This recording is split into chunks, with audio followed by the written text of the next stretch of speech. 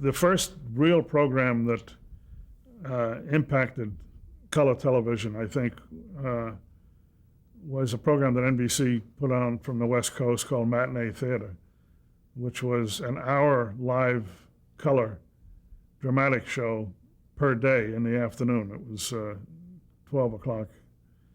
And it was a monumental production achievement. It was headed up by a man named Albert McCleary, who was a producer and director, and he put this thing together. It was really one of the most outstanding achievements in the history of television production. Let's give this program its proper emphasis. This was an hour a day of live television, It was an 5 days a week. 5 days a week. It's beyond contemplation today. It couldn't be done today, but we did it then. It was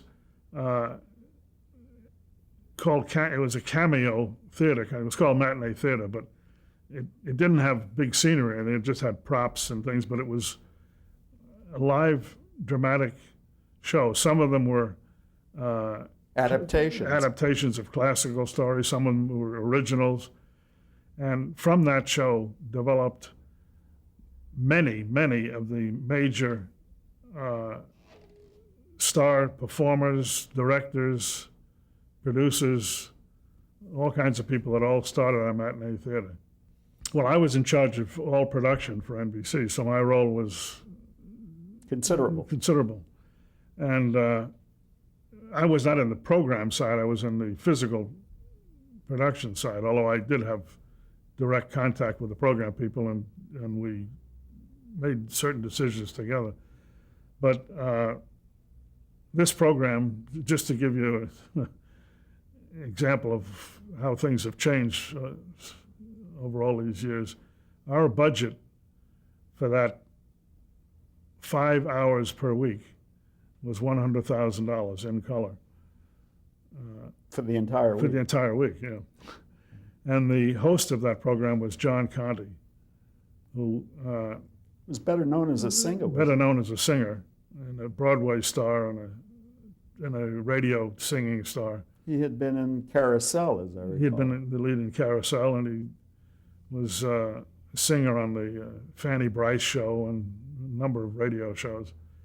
And he became the host of Matinee Theater. Well, if it was 5 days a week and an hour every day, when was there time for rehearsal? Well, we had 2 studios, and we divided one of the studios in half, and we would rehearse tomorrow's show in one half of the studio and shoot today's show in the other half, and then we would go back and forth like that. So we rehearsed for one day and shoot for one day. The other unprecedented thing about this program was that it was being done in the daytime, when very little attention had been paid to daytime. That's right.